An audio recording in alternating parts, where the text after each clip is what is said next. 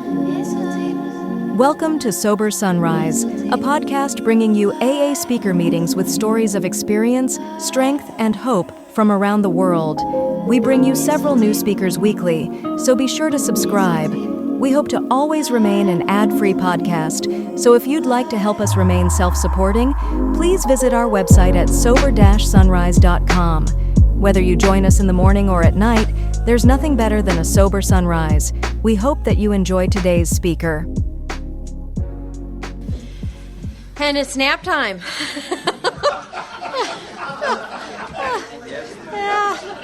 Yeah. I was thinking, well, maybe, if I'd brought some sex inventory, I might have been able to, wake us up. Or not, But, no, I was just thinking about what to do next, and page 100, which is going a little bit forward to chapter 7, which is all about the 12th step, and we'll go back to chapter 6, which is 5 through 11. But on page 100, probably my very favorite promise and passage in the book tells me that both me and the new woman, or man and man, have to walk day by day in the path of spiritual progress. And for me, this means that there's nobody really above or below. There are many who have walked ahead of me, and thank God they have, because they can show me the way. And there are many who have yet to walk this path, but let's hope it's clear for them when they get here. But the important thing is that both of us, all of us, have to walk day by day. It's one day at a time. And the promise there, if we do walk day by day the path of spiritual progress, is that remarkable things will happen. And ironically, when we look back, we never see it apparently when it's happening, but when we look back, we realize that the things which came to us when we put ourselves in God's hands were better than anything we could have planned. That's been my experience. I've looked over my shoulder and I've seen truly the glory of God's world. And here's the one that just grabs my heart. Follow the dictates of a higher power, and you will presently live in a new and wonderful world, no matter what your present circumstances. That has been my experience. Follow the dictates of a higher power means that I have to be fully engaged in all the steps.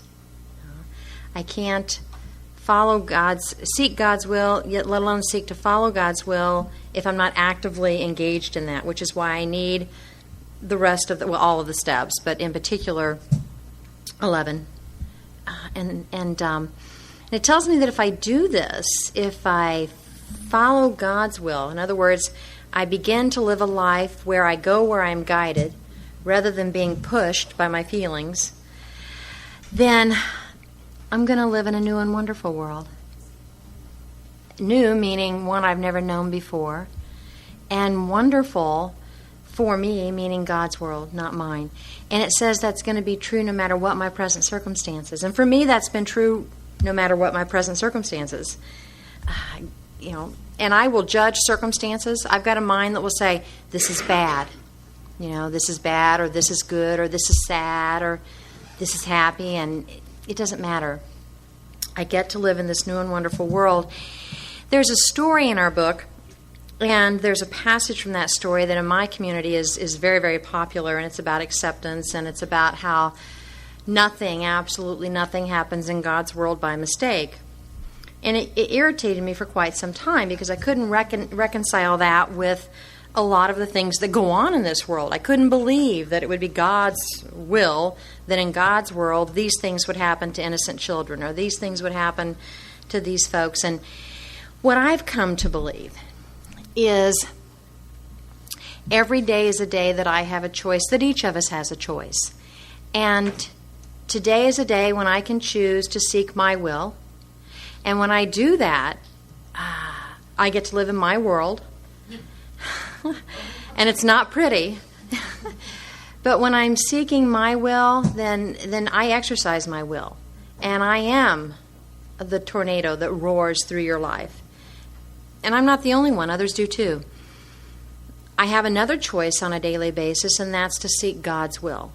And when I'm seeking God's will, I get to live in God's world. And when I'm living in God's world, everything happens right on time. And everything happens right. Not by my judgment, but everything happens right. And I wanted to go there because it is my experience, and it's one that I continue to experience, and it is looking over my shoulder. And if I get to the 9th step, as many do, and think, I'm feeling good, I don't need to go there. I'm not going to experience this unless I go there. I'm not going to live in this new and wonderful world. The promises, the 9th step promises and all the promises thereafter don't happen just because I think about it. I have to be involved in action. And so anyway, with that in mind, when I began making amends, the first one I made was to my dead brother John. I couldn't go see him face to face, and the book says, when you can, see these people face to face. Generally, we harmed them face to face, so it's real important for me to make direct amends, which means to your face, and I need to be direct. I need to be very specific. The book gives us pages and pages and pages of very specific instructions on what to do and what not to do, and it covers every scenario. It covers everything from how to approach enemies, how to approach creditors, how to approach people that have harmed us more than we've harmed them, how to approach family, it covers everything. And we don't have the time to go through all of that, but you're going through all of that, and that's why we have sponsors, and that's why we have mentors. And my brother was the first one I made amends to, and my sponsor suggested that I write him a letter and take it to his grave. And what happened was, I sat on my back porch to write the letter, and I began writing, and it had been about 11 years since his death. And at some point, everything that I had shoved down 11 years earlier, because I couldn't feel it, I had to run and numb, came up. And the tears came, and the grief came. Everything came. And so I would write until I couldn't see, and I would stop and cry, and then I would write until I couldn't see, and I would stop and cry. And I cannot really articulate what happened, but I had an experience, and at one point I looked up, and I saw the steeple of a church in the neighborhood, and I understood. I understood that it was okay. And what I understood was, I don't know. See, my brother John was very, very angry, very angry. And after he died, my parents found syringes and other things in his room, and we just don't really know what all he was involved with. But what occurred to me was, I don't know what God might have delivered him from. I also understood that at some level, in some way, I knew that my brother John knew how much I loved him. I just knew God made that possible. And I also understood at some level that he knew I knew how much he loved me. And so he and I had this real love-hate relationship growing up. He would literally fight me with his fist, and I would fight back with my tongue. And we did a lot of damage to each other. And then there were other moments when I just loved him so dearly I thought my heart would burst, And I've still got a little paperweight he gave me, and just a precious, precious spirit he was. But anyway, on that back porch, I'm writing, and I'm having all these experiences, awarenesses, whatever. But where I got with that was, I just knew that all was well, and forgiveness settled in. There was no. I don't have the power really to forgive anything. I believe, to the extent God, I don't even think God forgives us. I don't think God ever holds anything against us. These are just my beliefs. But anyway, the state of forgiveness settled in. And from that day to this, I walk with my brother in peace and with love. I never could have brought that about on my own. I didn't even need to go to the grave. It just happened. I don't know what your experience will be like, but if you're willing to just go forward, you will have an experience. Because I do believe that what God wants to restore us to is that state of wholeness, that state of love, that state of knowing and understanding that we are loved and that all is well. And we get so far away from that. I told you that Charlie and I, the best we could do was agree to divorce. My sister, when I was 11, I was convinced that yes, I'm going to talk about it, Marcy. I was convinced that my life would be better. I had 3 brothers. And I was convinced that I needed a sister, and that would make everything okay. And my parents were separated at the time, but I started praying for a sister. My parents had a brief reconciliation, and 9 months later, I had Cindy. And I was convinced she was mine. By the way, that set the stage. That set another idea about God, that if God really loves me, He'll give me what I want. And I took that into every relationship. If you really love me, you'll give me what I want. And if you really love me, I won't even have to tell you what it is. You'll just know. Talk about a Santa Claus.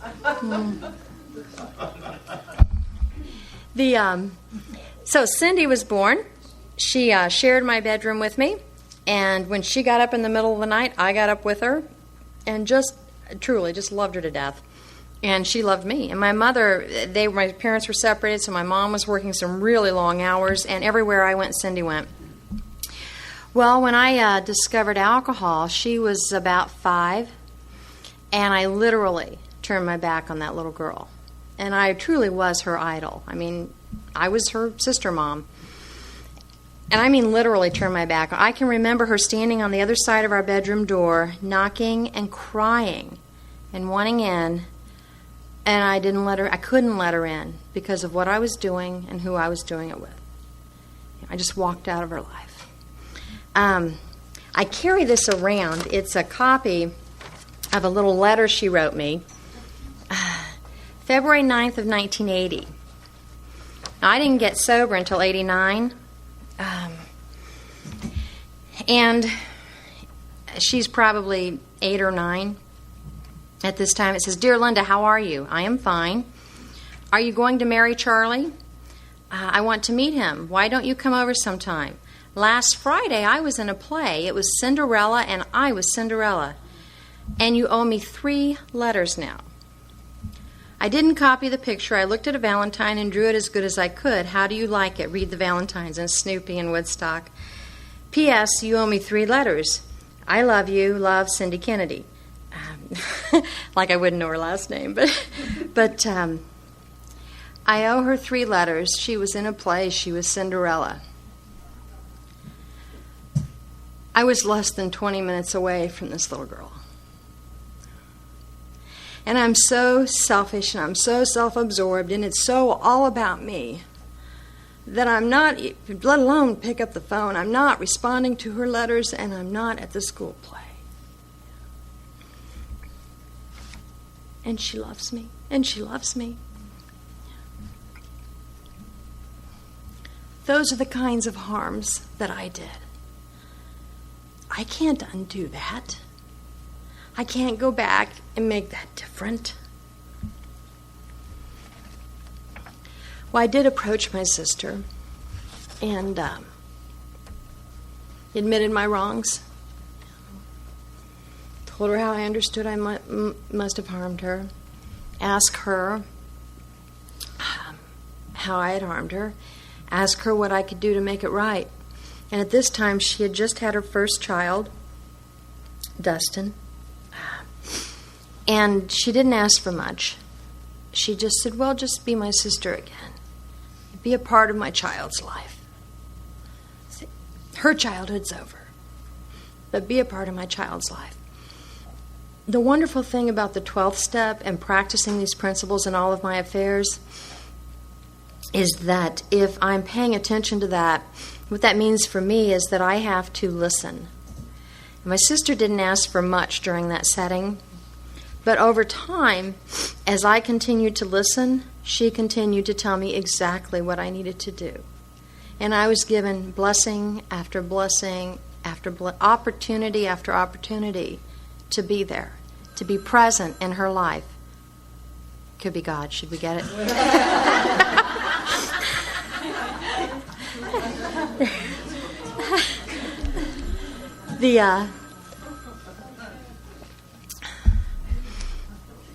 So I started listening, and I started showing up.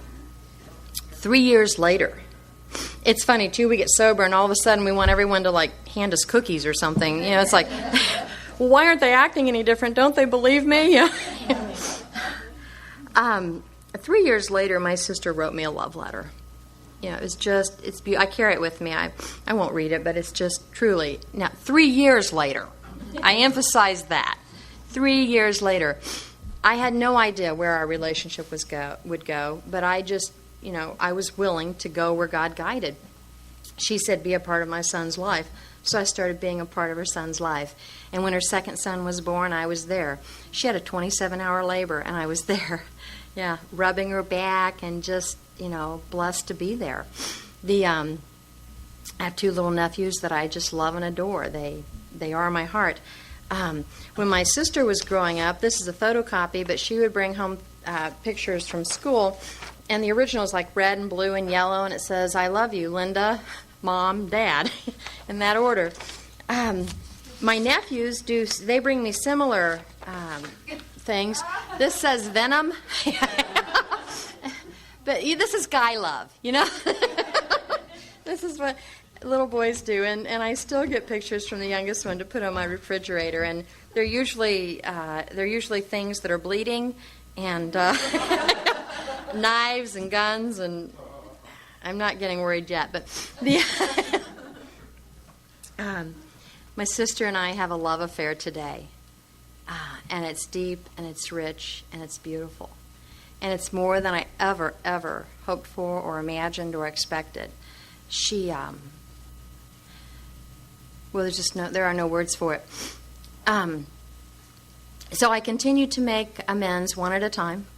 And I told you that Charlie and I divorced, and Richard and I met in the rooms of AA. And I need to be totally honest, we met, we held hands, we tried to be friends. My sponsor actually chaperoned our first couple of dates.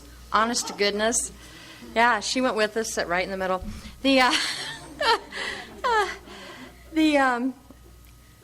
Richard did something that no other man had ever done before. It just touched my heart so deeply. I was visiting one evening, and he asked me if I would pray with him. No man had ever asked me to pray with him before.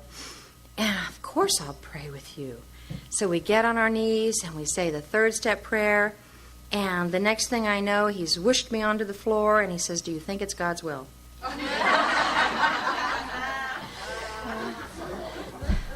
And that's just the kind of fun we had. Shortly thereafter, it wasn't God's will that particular evening, but it was shortly thereafter. And eventually, you know how we think, well, you know, we're paying rent in 2 places, that's kind of silly. We spend a lot of weekends together, so next thing you know, we're combining homes. And he tells me very clearly that he would like to wait a year before we get married, that he'd like to get married, but he'd like to wait a year. Now, I mention that because it's very important to the whole story here. Richard, several ex-wives, but his first ex-wife, the mother of his 2 oldest children, had history, long history. I mean, at this point, his children were in their early 20s, and I was very, very intimidated by that, very insecure with that. And his oldest daughter was planning to get married, and we were going to the wedding. Well, I was convinced that I could not go to that wedding as his little shack-em-up honey. I needed to go to that wedding as his wife. You know, not because of this deep and everlasting love, which I believed I had, but because of what she would think. I needed her to know who I was. I am always driven. There's always selfishness and self-centeredness at play here. I know that today. The only difference today is that I'm aware of it. My entire life I was driven by selfishness and self-centeredness and thought it was generosity, purity, and good intentions. I understood, at some level that was what it was about. And I can tell you today that I had my way. I do what I do best, and I manipulated, and I connived, and we got married. We were married in May. His daughter was married in August. I went to the wedding as his wife. I'm not proud of that. I'm just telling you that, a few years sober, doing lots of good things in AA, I'm still doing those kinds of things. This journey is about progress, not perfection. If I think I'm ever going to wake up and be St. Linda, then I'm in big trouble, because I'm not. I pray that I continue to wake up and be willing to examine my life, and be willing to look at what's really going on, and let God take me somewhere. But I mention that because Richard and I had a good, happy time together, and we did lots of service together and apart. We took AA into prisons and institutions, and just the things we do in Alcoholics Anonymous, and lots of fun and lots of opportunities for growth. Whether it's chicken sandwiches or whatever. I used to refer to him as my rose, my real rose, because real roses have thorns, and if you don't want any thorns, fine, but you're going to be stuck with a silk rose. It's not real. So we're doing our thing, and I'm continuing to make amends, and I get all my amends. I get current, with the exception of my father. And I can't know what I don't know. But today I believe it is so important to get current with amends, because I don't believe that we get to really be rocketed into that fourth dimension until we're current with amends. If I've made that third step decision to turn my will and my life over to the care of God, I don't believe that happens until I'm willing to be current with my amends. And as long as I'm holding back, I'm managing. And that's not what the deal's about. But my father had hurt me more than I had hurt him, and so I wasn't going. I wasn't making the amends. And I got to tell you, it wasn't any big stuff. It was things like, as a child, he took us to the circus, and he drank, and he passed out, and spent half of the time leaned over, passed out on me. Now, I missed the fact that he took us to the circus. And what was I doing when I was drinking? I was drinking, I can tell you that. You see, my alcoholic arrogance, I couldn't see that my dad in the middle of his disease was willing to take his children to the circus. I couldn't see that because he might have been a real alcoholic, he couldn't not drink. All I could see was he humiliated me. It was all about how he affected me. And it was lots of little things like that. My sweet, sweet sponsor, Janet, who taught me so much, continued to teach me. And Janet taught me, she got a resentment at her sponsor. And it was justified. Her sponsor was wrong. Okay. But Janet was unwilling to do exactly what she had taught me to do. She was unwilling to inventory the resentment. She was unwilling to get free from the resentment. She hung on to the resentment. And she got sick. And she got Vicodin, and she got a drink. And I got to watch it all. And I got it. I got it. And I decided that it was time to go make amends to my father. The willingness came. So I approached my dad and sat down and admitted to him all the ways I believed I had been wrong, the usual deal. And an amazing thing happened. My father began to weep and began to tell me all the ways that he believed he had harmed me.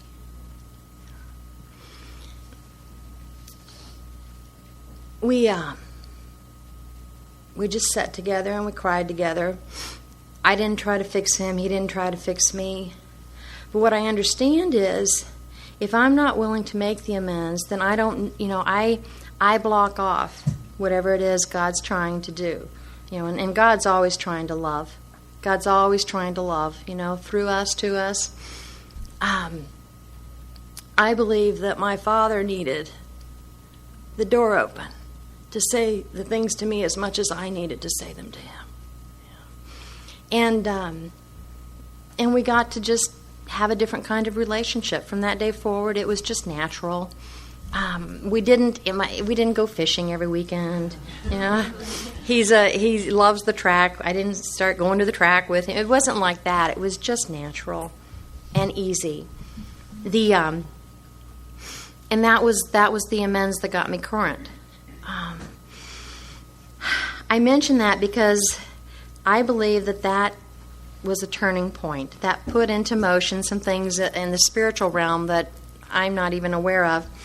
And it is about living in God's world. And just briefly, what happened after that was life went on. And eventually, we do weekend retreats at home where we actually get together on a Friday night and we ask a different person to come in every year, and they facilitate from Friday evening until Sunday afternoon, and it's a wonderful, wonderful experience, and kumbaya, love, love, love. And it truly is. Well, Richard and I were scheduled to go to this retreat, and he backed out at the last minute, and I went on without him, and sometimes I can become so oblivious to the obvious that I miss what's right in front of my face. And I came home from this retreat, and I don't know if it was the contrast or what it was, but I finally saw that my husband was terribly angry and unhappy and seemed to be blaming me. And again, there's always at least a few motives that walk with me. I genuinely care about him, and cared about his spiritual condition, cared about his sobriety, cared about him. And at the same time, I genuinely didn't get sober to live like that. The selfishness, the self-centeredness.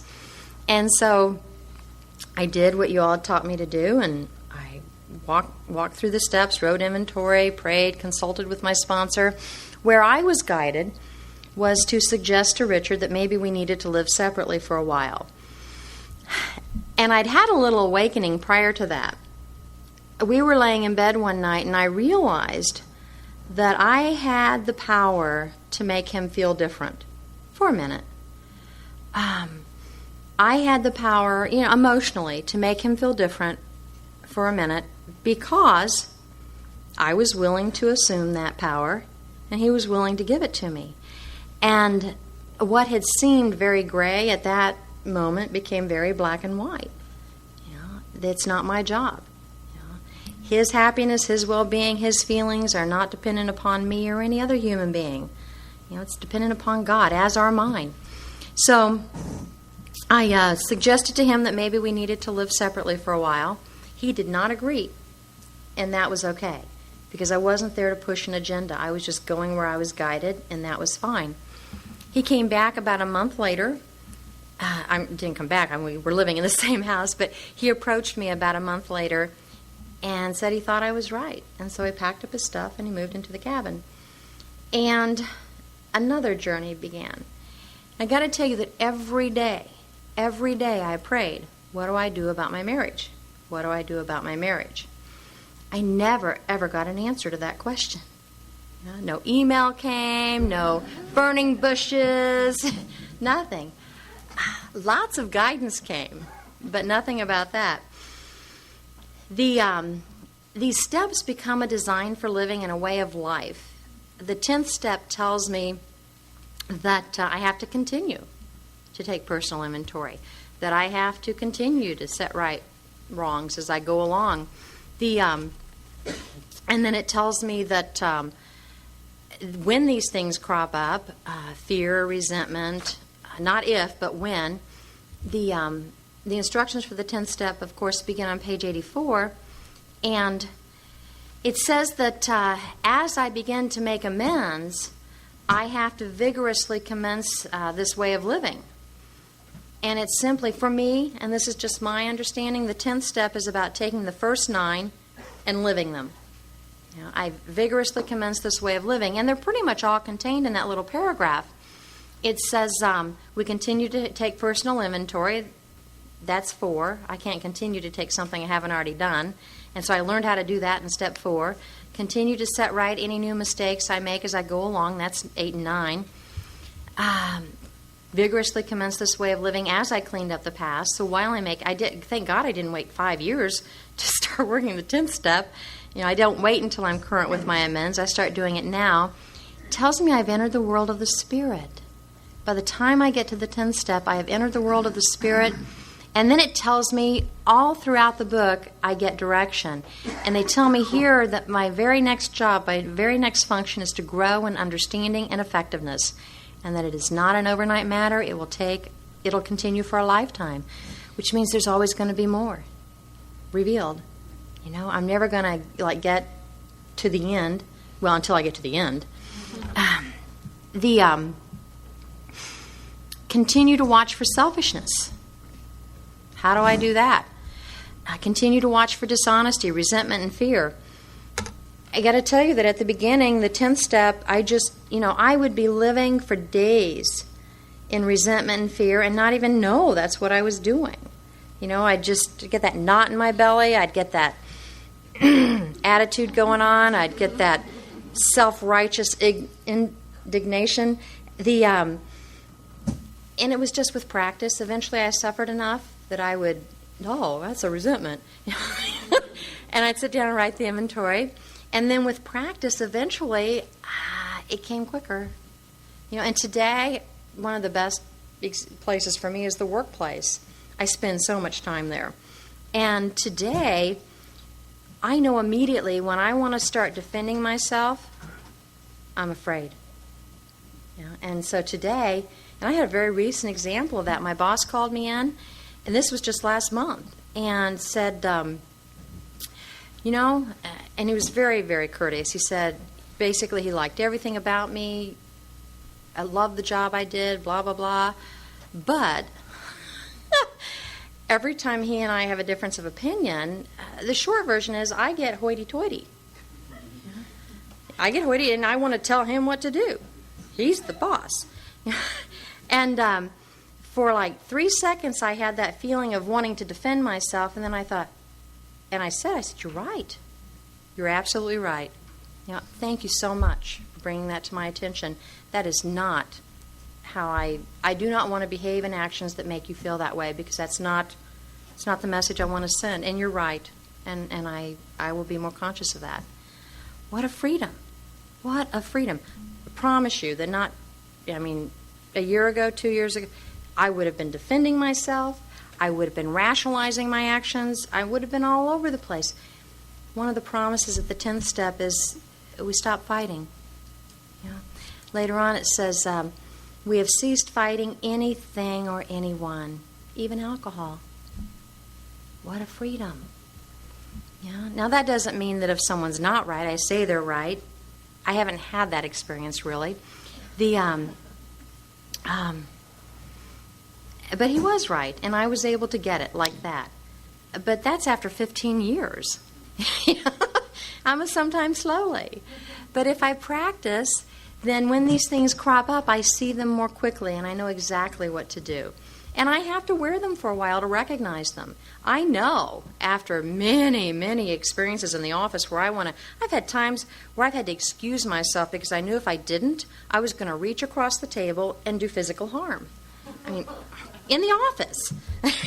It's not a pretty world. So we watch for these things, and when they crop up, not if, we ask God at once to remove them. That's a prayer. We ask God to remove them. Well, again, I don't always see them. Sometimes I have to write the inventory before I even understand what's going on. So that's just a process. We discuss them with someone immediately, sounds like a 5th step, and make amends quickly if we've harmed anyone, 9th. And here's the piece that I always forgot for the longest time. Then we resolutely turn our thoughts to someone we can help. Love and tolerance of others is our code. Not I'm right. which is where I want to go. And then we get a whole set of promises. By this time, sanity will have returned. We'll seldom be interested in liquor. If tempted, we recoil from it as from a hot flame. I understand today that I am powerless over alcohol. I understand today that I do not choose not to take a drink. I don't choose not to take it. I cannot take a drink today. God has restored me to sanity. I can no more choose to take a drink today than I could choose not to take a drink 16 years ago. That's my experience. And I've been in situations where drinks are there. I've been in hotel rooms that have mini bars. I can't do it. Now, that doesn't mean I haven't had a thought. I can remember the first time I saw the Zima billboard. I thought, oh, I wonder what that would taste like. But it wasn't an obsession. It was a thought, and then I thought, oh, yeah, right, you're missing something, Linda. And say a prayer and go on. I understand today the difference between a thought and an obsession. If it's an obsession, I'll drink. If it's a thought, I can pray, I can move on. I didn't have that freedom before. If I thought it, I did it. And it wasn't just about drinking. Yeah. He goes on to say in step 10 that we react sanely and normally, and we will find that this has just happened automatically. We'll see that this new attitude toward liquor has been given us without any thought or effort on our part. It just comes. I used to take issue with that. It's like, I've done a lot of work. What do you mean it's no effort on my part? And it really wasn't. It really wasn't. The things I've been working on are a relationship with the source. What the steps do is the steps give me a way to grow in relationship with the power that keeps me sober. I don't keep myself sober. I don't change that within myself. A power greater than me does that. And in order for me to live happily and serenely and sober, I have to engage in having a relationship with this power. It goes on to say we're not fighting it, nor are we avoiding temptation. We've been placed in a position of neutrality, safe and protected. The problem has been solved. It doesn't exist for us. We're not cocky, nor are we afraid. That is our experience. This is how we react, so long as we keep in fit spiritual condition. One more thing that comes to mind that I want to point out with regard to the ninth step, it says somewhere that the reason we make amends is to fit ourselves to be of maximum service to God and the people about us. Back on page 77, it talks about our real purpose. And I missed a small word in that the first time I read it. It says our real purpose is to fit ourselves to be of maximum service to God and the people about us. And I lost the to fit. And what I heard was my real purpose is to be of maximum service to God and the people about me. So I was saying yes to everything.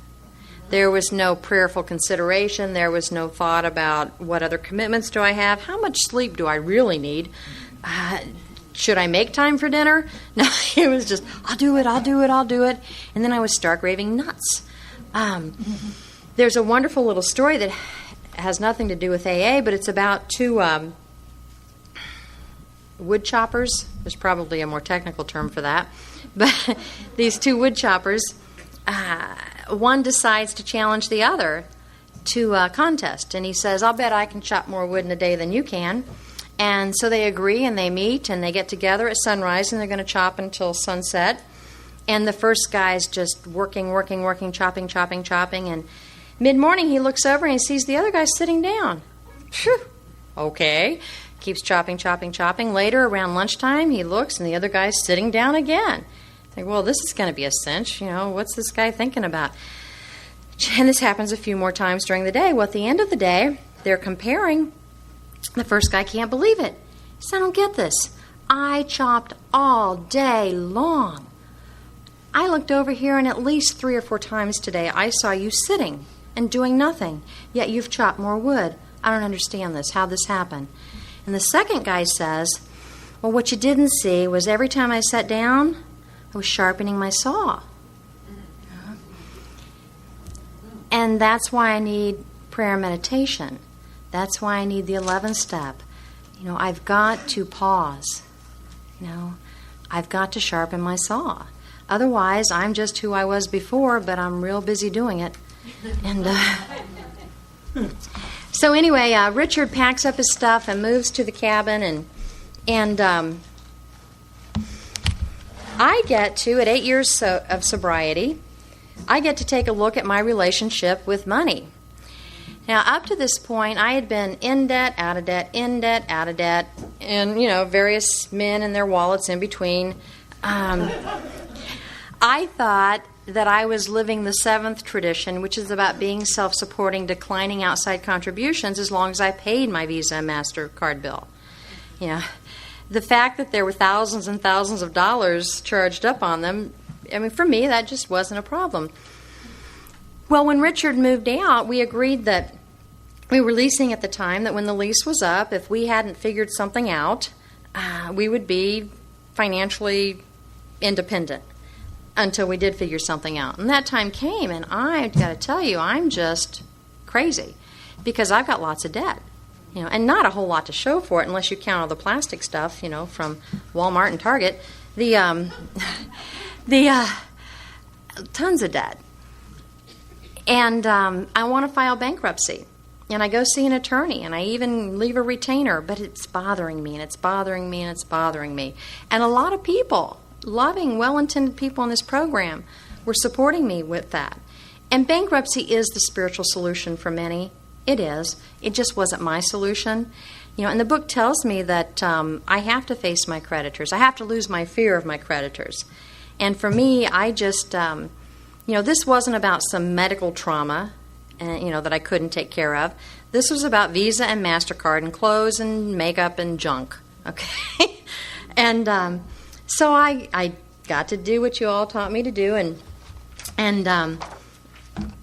I've got just I've got that inventory with me, and if you'll allow me, I'd like to share it with you. The prayer was, God, thank you, and please help me to grow toward what you'd like me to be. I understand intellectually that I should pay my bills, but in my heart, I want the easier, softer way of bankruptcy. I'm angry at myself. Why? Because I can't buy what I want to for people for Christmas and or birthdays. It affects my self-esteem. I think I'm someone who ought to be able to buy gifts for others. I hold myself in higher esteem than all the other people in the world who can't buy gifts for others. Ego places me above others. It affects my ambitions. My plans for a happy Christmas and birthdays always include gifts. It affects my personal relationships. I've always used gifts as a way to show my love and appreciation of others. It affects my security. Of course, what will they think? If I don't show up with good gifts, what will they think? I'm angry because I can't buy what I want to for myself, including getting the kind of apartment I want when my lease is up. It affects my self-esteem. I think I ought to be earning enough and or be able to manage my finances to the degree that I can provide for my own needs and some wants. It affects my security. Things, clothes, cosmetics, outings, household goods, they all make me feel a part of, equal to, and okay. Sound familiar? It affects my ambitions. My plans are to dress the way I'd like, look as good as I can to others, go and do the things that demonstrate to the world around me that I'm okay, and invite people into a home that reflects the same. It affects my personal relationships. Friends may not invite me to join them if they think I can't afford it, or worse, they might feel compelled to treat me out of pity, and for God's sake, don't feel sorry for me. I'm angry because I got myself into all this debt, and I'm angry that there's no easy way out of it. I won't accept responsibility for it. It affects my financial security. I could have the things I want if it weren't for the debt. Duh.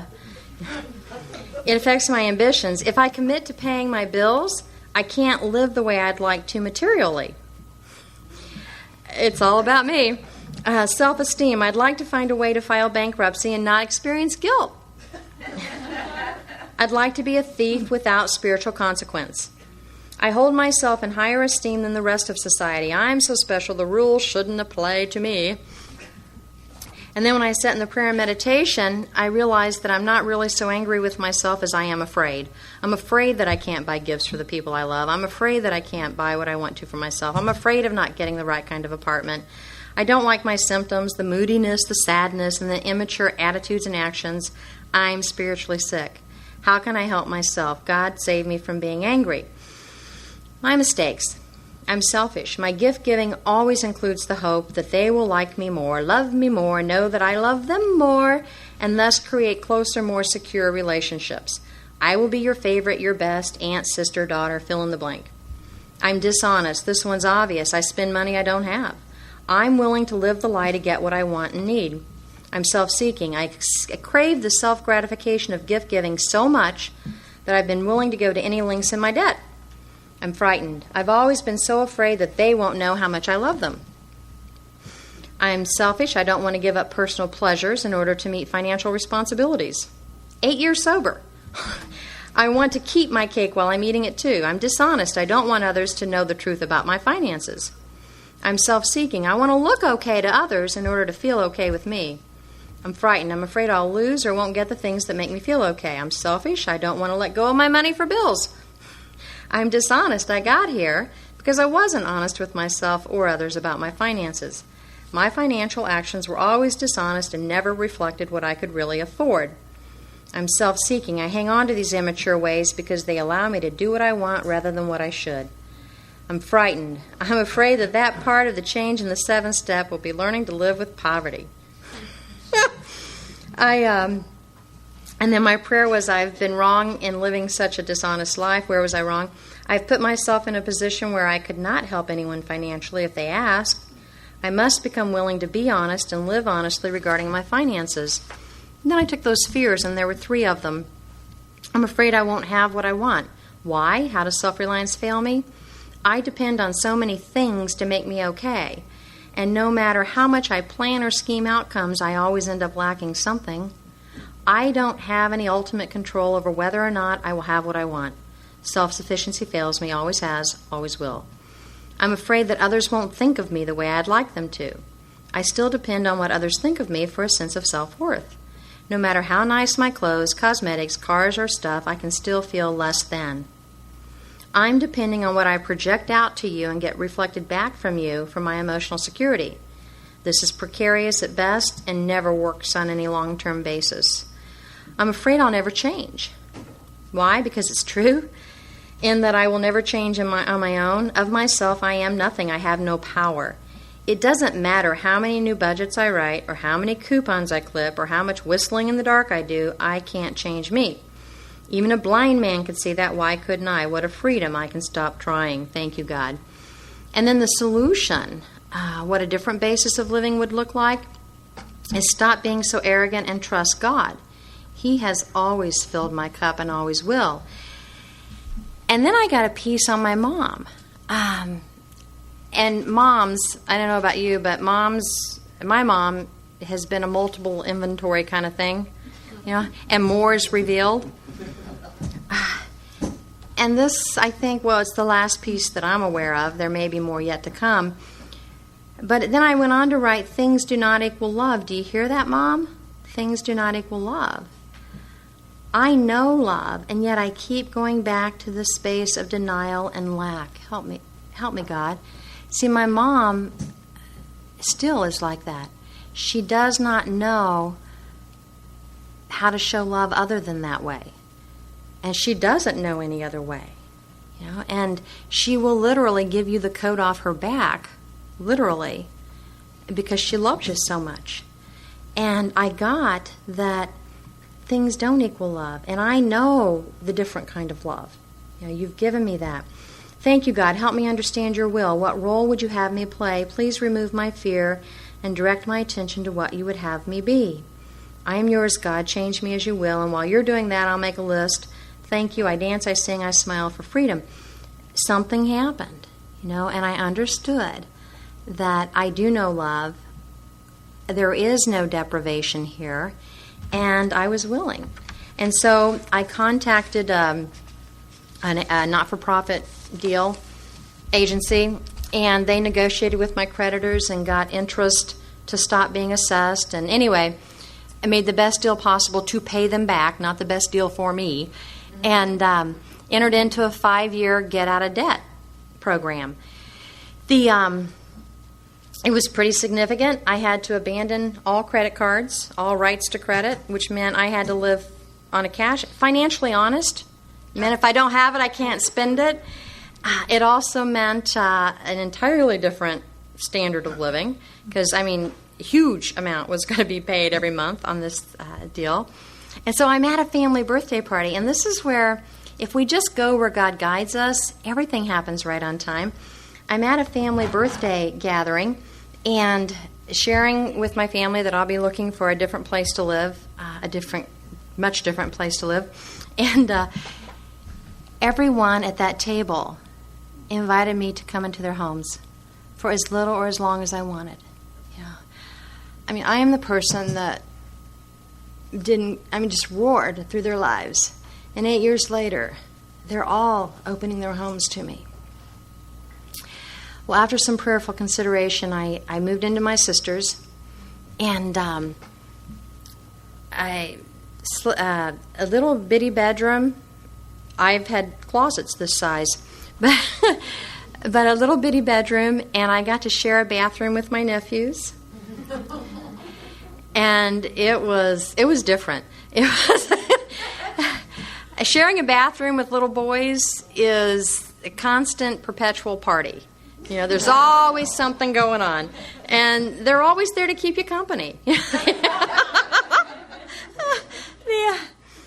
And the room I was in was adjacent to where they watch TV, and I can remember on Saturday mornings at 6 a.m.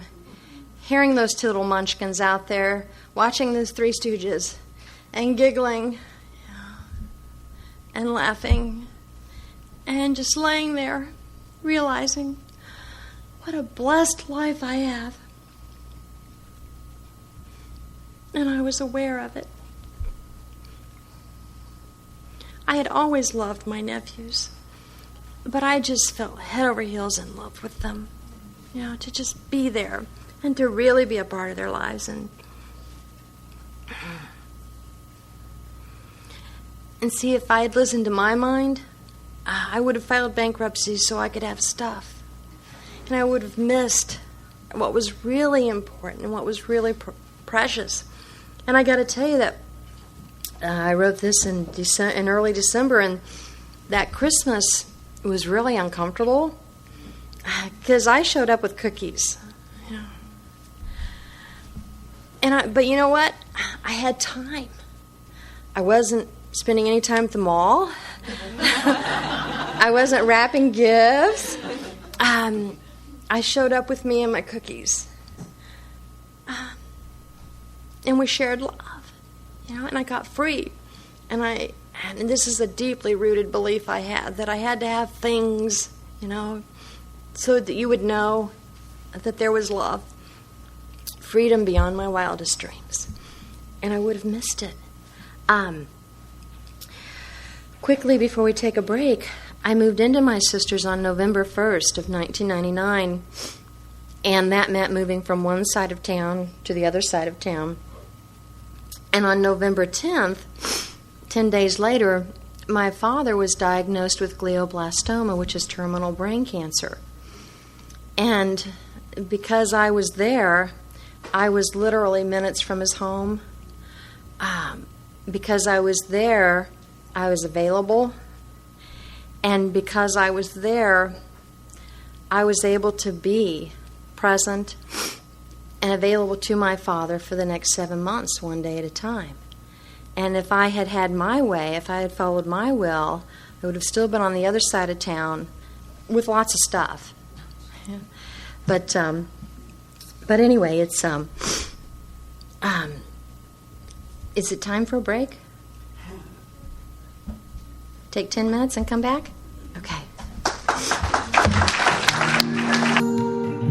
Thank you for listening to Sober Sunrise. If you enjoyed today's episode, please give it a thumbs up as it will help share the message. Until next time, have a great day.